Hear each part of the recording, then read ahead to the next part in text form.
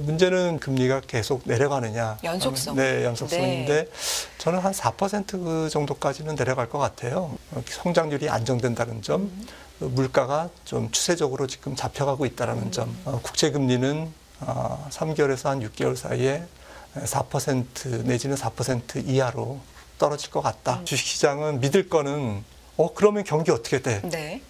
금리는 이제 됐고 공은 서서히 금리에서 경기, 기업 실적 쪽으로 옮겨가고 있고요. 그런 관점에서 이번 3분기 실적은 굉장히 주가가 이 실적에 혹은 가이던스에 민감하게 반응하는, 더 민감하게 반응하는. 이분 모셔보겠습니다. 닥터킴의 허허 실실 김한주 박사님 어서 오세요. 네, 안녕하세요. 네, 일주일 잘 지내셨죠? 네, 금방이죠. 네. 말씀드린 것처럼 한 주가 또 일주일이 시간으로 짧거든요. 근데 시장으로 보면 굉장히 많은 일이 있어서요. 네, 일주일만으로도 참 다사다난하다 뭐 이런 표현을 쓸 수 있을 것 같은데 일단 포인트 FOMC도 있었고요. 어떻게 최근 시장 보고 계신지 총평을 좀 듣고 싶습니다, 박사님. 총평이라기보다는 시장이 정말 금리에 이렇게 예속돼서 꽁꽁 묶여가지고 금리가 올라가면 굉장히 불안에 떨고 네. 금리가 내려가니까 또 폭등하고 그래서 금리가 주식시장을 쥐락펴락하는 이제 그런 양상이 이번 주였던 것 같습니다. 금리에 죽고 사는. 네. 그래서 중요한 FOMC가 있었기 때문에 그 결과가 발표되면서 조금 주가가 사흘 연속 올라갈 수 있었습니다. 네, 그러게요.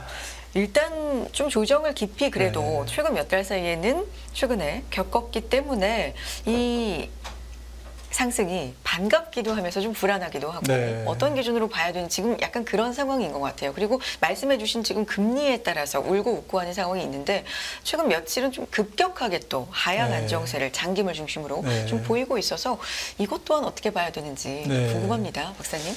그러니까 주식시장은 지금 금리에 얽매이고 있는 게 일단은 경기에 대한 스트레스는 조금 적은 것 같아요. 금리가 떨어진다는 얘기는 여러 가지 이유가 있겠지만 향후 경기가 안 좋기 때문에 안 좋아질 거기 때문에 금리가 떨어지는 게 일반적인데 시장은 사실은 그동안 장기 추세로 보면 금리가 올라갔을 때 오히려 주가가 상승했거든요. 오히려 금리가 올라갈 때 상승하는 경우가 훨씬 더 많았습니다. 연준이 금리를 올릴 때 상승했고요. 시장 금리가 올라갈 때 주가는 강했습니다. 그거는 경기가 좋을 때 금리가 올라갔고 경기가 좋으니까 인플레이션 압력이 높아서 중앙은행은 금리를 올렸다. 기준금리를.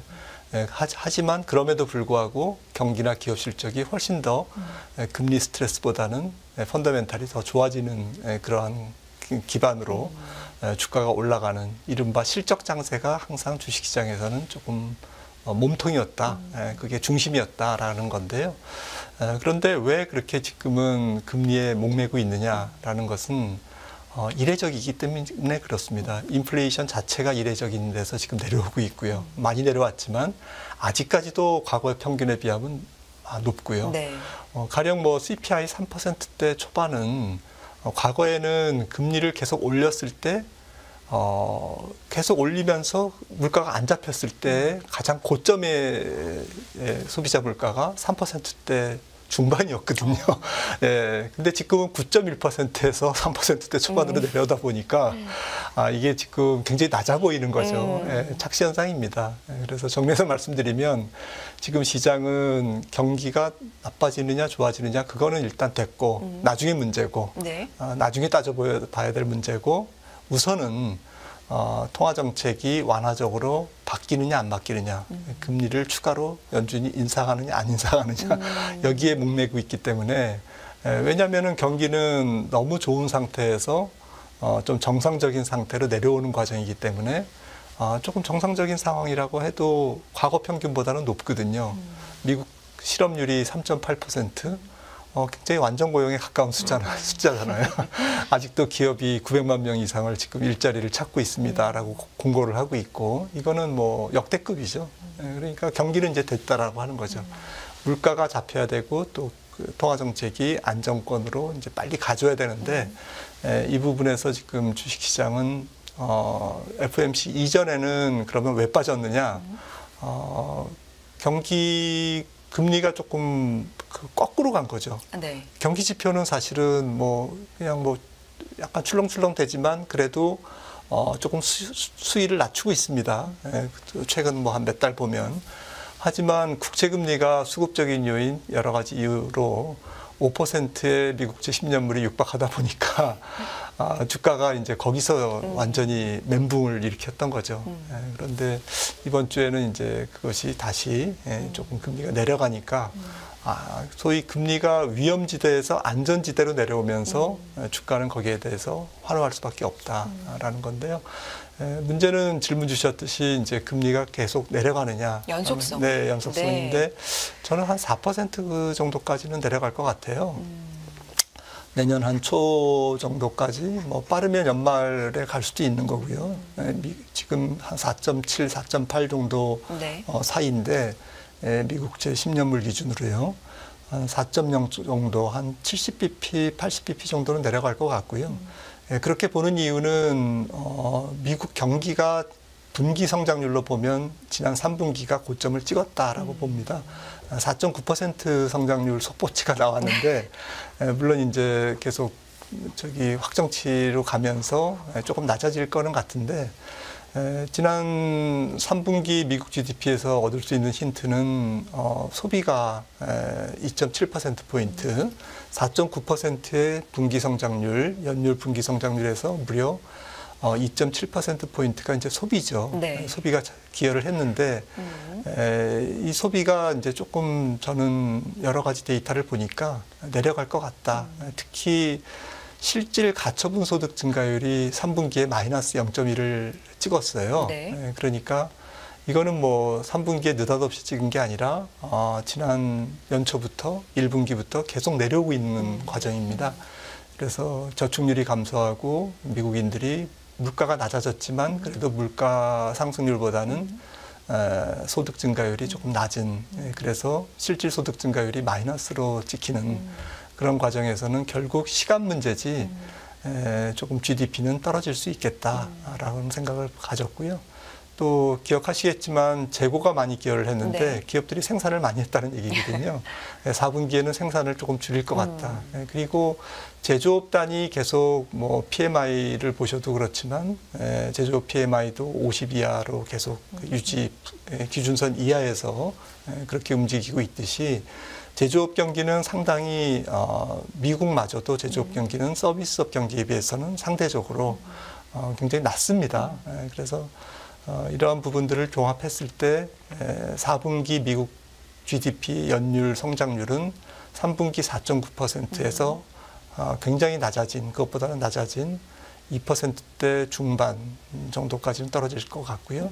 내년 1분기에도 뭐 한 2%대 초반, 내년 1분기, 2분기에는 내년 한 4월에서 한 6월 정도에는 한 1% 미만으로 굉장히 낮아지지 않을까. 그러니까 연준이 그동안 525bp의 금리 인상을 했는데 그게 이제 엊그제 파월 의장도 얘기했듯이 좀 네. 자기가 기획한 것은 아니지만 시장이 알아서 지금 약간 긴축적 금융 환경을 만들고 있다라고 네. 이제 얘기를 했는데 그게 결국 은행 시스템을 통해서 대출 축소를 통해서 은행들이 지금 이렇게 경기를 또 물가를 옥죄우고 있는 그런 역할을 하고 있다는 거죠. 네.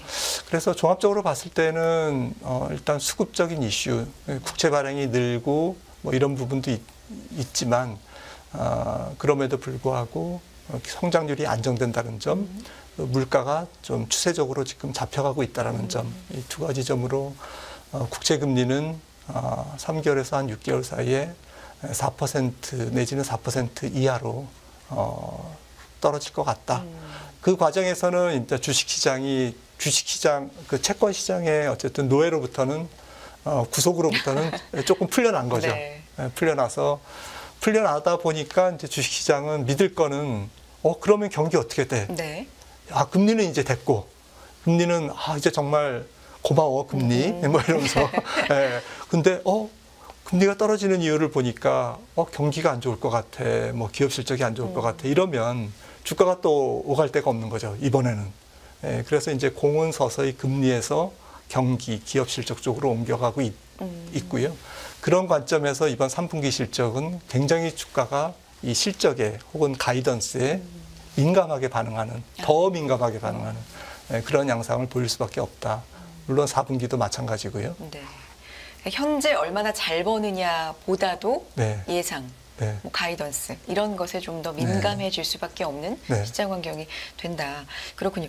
앞서서도 저희가 앞에서도 얘기를 했었는데 FOMC 저희 생중계하면서 여러 저희와 함께해 주시는 전문가님들에게 10년 국채금리, 미국의 10년 국채금리 상단에 대해서 좀 예측을 네. 부탁을 드렸었거든요. 근데 네. 박사님께서 거의 가장 낮은 상단을 찍어주셨습니다. 한 5% 정도 네, 예상을 그랬던 것 하셨더라고요. 그건 같습니다. 상단이고 네. 일단 6개월 내 4% 혹은 네. 4.5 뭐 이하 혹은 4 이하까지도 내려올 네. 수 있다. 네, 네, 그거는 네. 주식시장이 어쨌든 금리의 속박으로부터는 좀 풀려나는 풀려나는 그런 긍정적인 효과는 네. 줄 것이다. 근데 그러면 그럴수록 기업 실적이라든지 네. 경기에는 민감해질 수밖에 그렇습니다. 없다. 네, 다시 이제 네. 왔다 갔다 하는 거죠. 주식시장의 뭐 관점이, 초점이 투자자들의 어쨌든 민감한 어쨌든 팩트가 조금 통화정책 혹은 금리에서 좀 펀더멘탈, 네. 기업 실적 이런 부분들로 이전할 것 같은데요.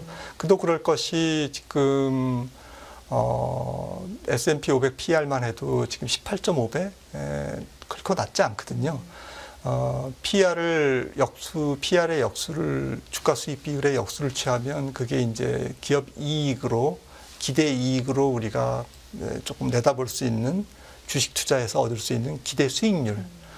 배당 수익률이 배당금을 주가로 나눴듯이 EPS를 주가로 나누면 뭐 기대 수익률이 되는 거죠. 어닝 관점에서. 이게 뭐 지금 한 1 나누기 18.5면 5.4% 이렇게 되지 않겠습니까? 네. 그런데 지금 10년물 국채가 조금 살짝 떨어지긴 했어도 지금 4.7이라고 한다면 거의 70bp거든요. 1%도 안 되는 거거든요. 그러니까 채권 투자를 하면 안정적으로 만기까지 갖고 있으면 4.7%, 미국은 망하지 않을 테니까 이게 보장된 건데 네. 어닝은 뭐 예상 이익이잖아요. 12개월 포워드 가이던스로 지금 대입한 거기 때문에 아무도 개런티하지 않는 그러한 기대 수익률이 고작 4.7%라고. 네.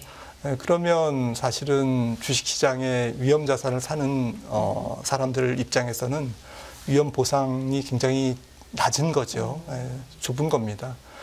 이렇게 지금 국채 수익률과 주식의 기대 수익률이 붙어 있는 그런 상황에서는 대세 상승장으로 이어지는 경우는 거의 없었습니다. 그러니까 4분기 역시 주식시장의 성격은 종목 중심의 트레이딩 장세고 추세적으로 뱃을 굉장히 길게 잡고 추세적으로 4분기만 지나면 정말 큰 장이 있어. 이렇게 우리가 4분기를 대할 건지 아니면 4분기가 지나면 내년도 1분기, 2분기에 경기나 기업 실적의 하강이 있을 수 있어. 그것 때문에 금리가 지금 내려가는 거니까요. 네. 이렇게 생각한다면 소위 그 너머에 역실적 장세가 있다는 거죠. 지금 그러니까 조금 주식시장을 아주 편안하게만 대할 수는 없는 그런 4분기라고 생각을 합니다. 지금 정리해 주셨던 금리 그리고 주식시장의 영향 뭐 이런 향후에 분석해 볼 수 있는, 예측해 볼 수 있는 것들, 자료를 굉장히 좋은 걸 많이 가지고 와 주셔서 하나하나 좀 보면서 좀 더 설명을 듣고 싶습니다. 일단 첫 번째 자료 좀 볼까요? 네, 이거는 뭐 IMF가 10월 달에 낸 자료인데요. 미국뿐만 아니라 뭐 독일이라든지 어제 영국도 뭐 동결로 동결을 했죠. 5.25% 굉장히 높습니다. 그다음에 일본 이렇게 쭉 있는데 신흥국까지 미국을 보시면은 지난 4월 대비 지금 그 금리인데요. 얼마만큼 올랐느냐 금리가 미국제 10년물이 얼마만큼 올랐느냐 하면 한 140bp 이렇게 올랐습니다. 그런데 10년물 같은 경우에 근데 어떤 게 구성을 그렇게 해서 금리가 그동안 올랐냐 지난 봄 대비 지금까지 보시면은 이게 쇼텀 레이트가 이제 결국엔 단기물이거든요. 통화 정책입니다. 그러니까 통화 정책이 지금 그러니까 지난 5월 대비 미국 기준금리가 2번 올렸거든요. 연준이 50bp 올렸습니다. 그러니까 이게 지금 버티고 있는 거죠. 그래서 지금 금리가 올랐는데 네. 5%를 살짝 넘을 정도로 지금 강한 금리 상승이 있었는데 지금 이제 시장 컨센서스는 금리를 이제 7월 달에 동결로 보고 있잖아요. 이미 동결했다. 7월 달이 이제 마지막 금리 인상이었다. 라고 이제 보고 있기 때문에 이게 지금 내려갈 거라는 거죠. 앞으로는 저는 이게 지금 10년물 같은 경우에 금리를 기여하는 그 기여도 중에서 가장 중요한 기준금리의 몫이 내려갈 것 같다라는 거고요. 그다음에 회색선은 이제 연한색선은 텀 프리미엄인데 네. 텀 프리미엄도 일단 4분기까지는 조금 안정될 것 같아요. 이 기간 프리미엄 얘기가 최근에 네, 가장 많이 나왔던 네. 것 같아요. 가장 중요한 게 네. 사실 국채 공급이 기간 프리미엄에 영향을 많이 미치는데요. 3분기에는 미국 재무부가 1조 100억 달러를 지금 채권을 찍었습니다. 네. 근데 4분기는 얼마 전에 이제 그 공시가 떴는데 7,700억 달러? 그러니까 이제 이 친구들이 아는 거죠. 시장 금리가 계속 높아지면 좀 괴롭잖아요. 이자를 갚기 위해서 또 국채를 더 많이 찍어야 돼. 그러면 또 금리가 올라. 그러면 또 그 국채를 더 많이 찍어야 돼. 이게 나선형 그 재정 악화라고 네. 스파이럴 피스컬 네. 함정이거든요. 일본 같은 경우가 이미 거기에 들어가 있고 많은 나라들이 이 재정 함정에 들어가 있습니다. 악순환이죠. 그래서 일단은 미국은 기축통화국이기 때문에 조금 다양한 옵션을 갖고 있잖아요. 그러니까 10년물보다는 다른 네. 뭐 20년이라든지 이런 거 다른 걸 좀 찍고 또 단기채도 좀 찍고 5년채 그리고 규모 자체도 일단 4분기는 줄여. 그래서 1조 달러에서 한 7,700억 달러로 4분기는 이제 예고돼 있습니다. 그럼 내년 1분기는 또 1분기, 변함이 없거나 더 1분기는 늘거나 뭐 한 이 정도. 8,600억 달러 그렇게 예고해 놨더라고요. 네. 근데 뭐 그때 가서 알겠지만. 그렇죠. 그래도 좀 분기별 채권 규모는, 발행 규모는 지난 3분기가 좀 피크였다라는 측면에서 이게 지금 연한 하늘색 그 바도 막대도 조금 낮아질 것 같다. 그래서 4분기는 금리가 조금 내려갈 것 같다. 이제 이렇게 해석을 할 수가 있겠고요. 텀 프리미엄이 크게 내려오네요. 이 막대 네, 봤을 때는. 네. 그리고 또 어떤 특징이 네, 있을까요? 그리고 이제 금리를 결정하는 데는 네. 결국엔 물가인데 우리가 뭐 매달 물가를 고민하지만 추세가 중요하지 않겠습니까? 그렇죠. 네, 근데 추세가 지금 파월 의장도 엊그제 뭐 기자회견에서 우리의 장기 목표 2%는 갈 길이 멀다. 멀다라는 거는 지금 이렇게 멀다라는 거죠.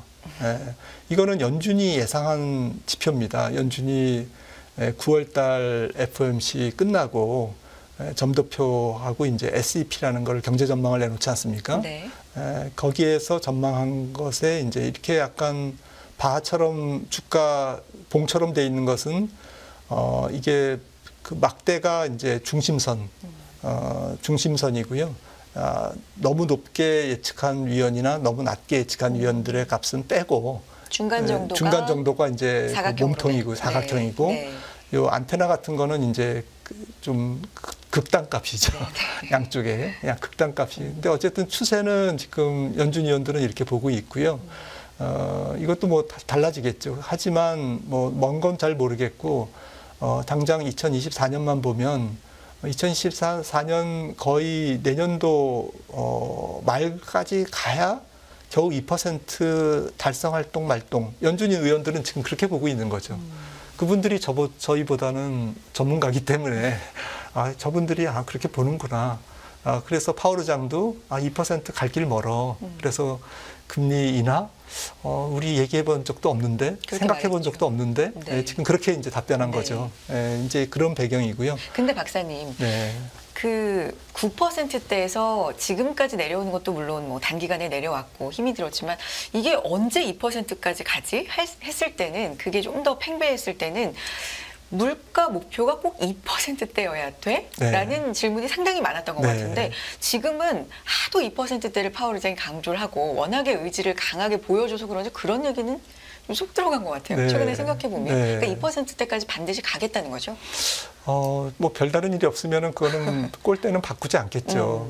하물며 어제 파월 의장이 얘기했던 것 중에 좀 중요한 얘기가 미국의 경제 복원력과 이런 것들이 노동시장이 강하기 때문에 장기 추세, 미국의 장기 추세 경제 성장률이 2%인 것 같다라고 얘기하는 건데 굉장히 중요한 포인트입니다. 그러니까 그동안은 1.8%로 봤거든요. 네. 그러니까 연준 사람들도 약간 그들의 장기 추세 성장률, 즉 잠재 성장률이 좀 올라갔다고 보는 거예요. 왜냐하면 뭐 리쇼어링 전략도 있고 미국의 공장 지어라 그다음에 뭐 구조적인 노동시장의 어쨌든 수급 불균형 뭐 이런 것들이 복합적으로 또 생산성 향상, 미국 빅테크 기업들의 이런 부분들 때문에 잠재 성장률이 좀 올라갔다고 보는 것 같아요. 그거는 굉장히 중요한 변화거든요. 그렇다면 그게 액면 그대로 만약에 뭐 1.8%, 2% 약간 이론적이기 때문에 또 개념적이기 때문에 뭐 우리가 그걸 굳이 따질 필요는 없지만 그래도 약간 올라갔다라고 연준이 본다라는 얘기는 금리를 내리는 데는 굉장히 신중할 수밖에 없다. 잠재 성장률이 1.5%면 뭐 조금만 금리가 조금 내려가도 즉 균형 금리를 2.5%로 연준은 보고 있잖아요.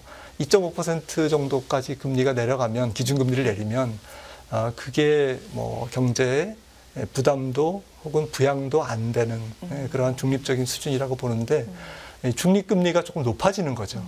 지금 뭐 제이미 다이먼이나 많은 사람들이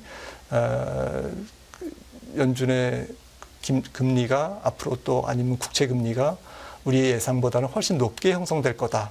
그래서 기준금리가 아마도 5% 이상 돼야 될 걸 뭐 이렇게 주장하는 사람들의 가장 큰 근거는 이 중립 기준금리가 높아지고 있다라는 거죠. 그러니까 조금만 안 내리면 물가는 사정없이 다시 올라가라는 거거든요.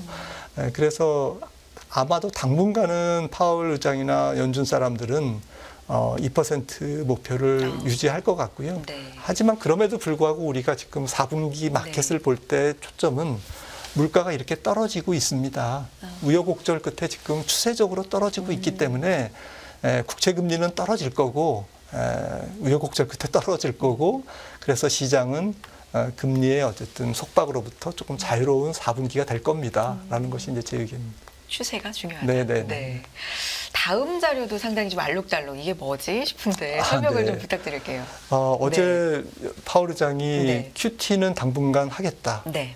지금 980억 달러, 950억 달러씩 그 모기지 증권과 국채를 지금 시장에서 만기가 도래하는 것을 다시 재투자하지 않는 방식으로 소극적인 방식으로 양적 긴축을 하고 있는데 그거를 멈출 생각이 없다.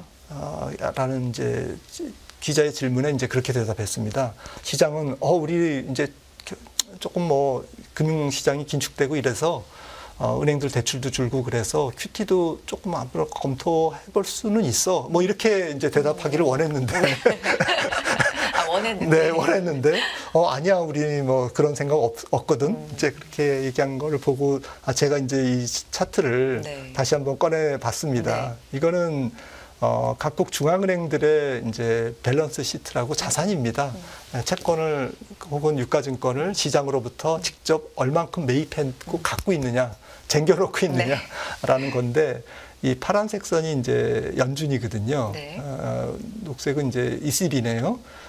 근데 이게 정말 안 줄었죠. 이게 팬데믹 때 퀀텀 점프를 한 다음에 쭉 늘고 지금 약간 줄었지만 안 줄었습니다. 이게 지금 초과지준 형태로 은행에 가 있기 때문에 초과지준 형태로 지금 있기 때문에 인플레이션이 그나마 억제되는 거지 이게 만약에 시중으로 다 유통이 됐다 이러면 뭐 더 물가가 더 뛰었겠죠. 그러니까 연준도 부담스럽다는 거죠. 특히나 지금 연준이 준 폭이 줄어든 폭이 가장 작네요. 네, 지난번에 그 3월 달에 SBB 네. 사태도 있었고요. 그래서 기간 프로그램을 또 했지 않습니까? 네. 국채 보장 프로그램을. 그러면서 이게 지금 안 줄고 있어요.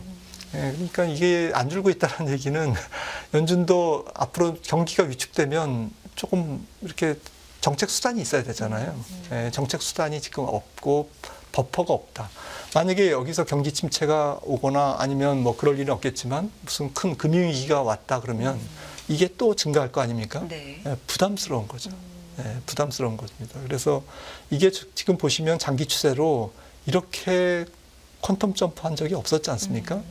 팬데믹 때 이렇게 늘었기 때문에 이 부분이 지금 연준으로서는 부담이 되고 자기네 보유 자산을 조금 줄이기를 원하고 있다. 네. 그래서 QT는 아마 금리를 인하한 다음에 천천히 조금 사라지지 않을까.